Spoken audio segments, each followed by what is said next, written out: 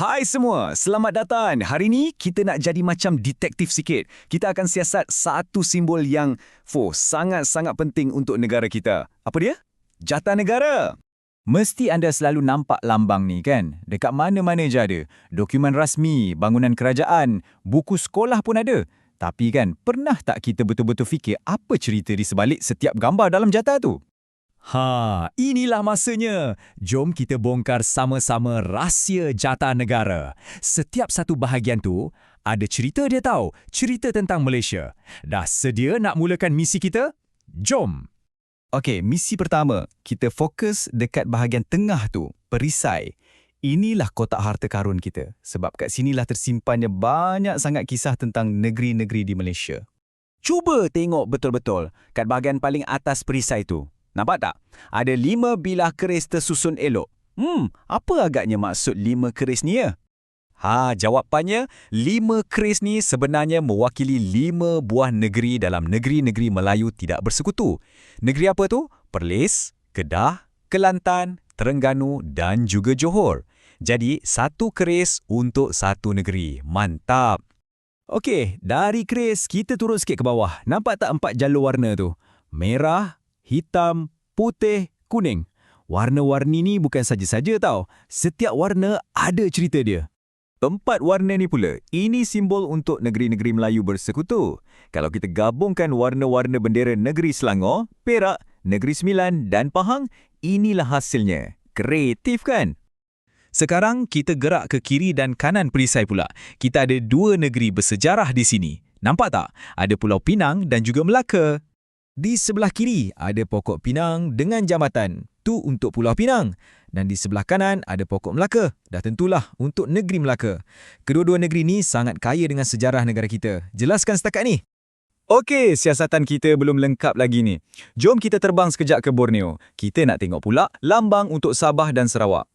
Nah, dekat bahagian bawah perisai, kita boleh nampak dengan jelas jata negeri Sabah dan juga jata negeri Sarawak. Ini menunjukkan yang kedua-dua negeri ini adalah sebahagian yang sangat penting dalam keluarga besar Malaysia kita. Tunggu kejap. Ada satu lagi benda penting kat bahagian paling bawah perisai tu. Cuba perhatikan betul-betul. Ada sekuntum bunga merah. Rasanya semua orang kenal bunga apa ni kan?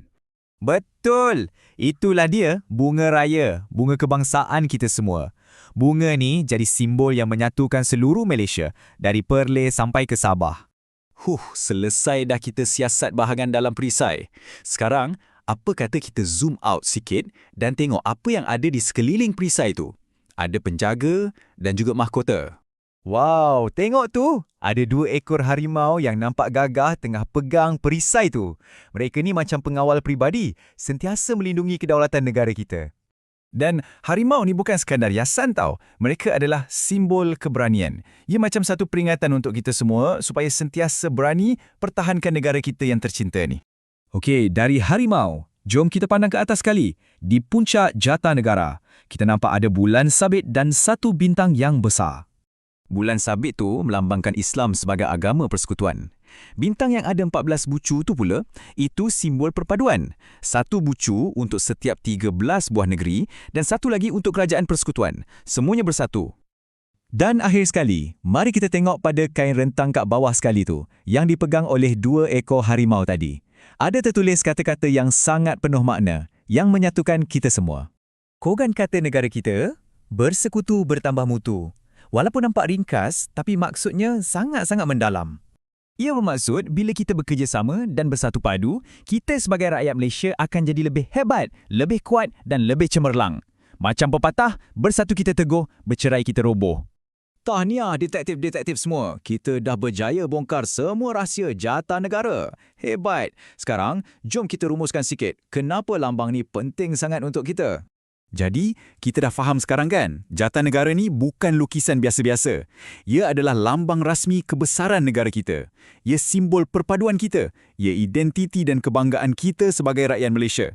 Dan yang paling penting, bila kita tengok jata negara, semangat patriotik dan rasa cinta pada negara tu mesti makin membara. Jadi, sebagai penutup, saya nak tinggalkan satu soalan untuk anda fikirkan. Macam mana semangat bersekutu bertambah mutu ni boleh kita amalkan dalam hidup kita setiap hari?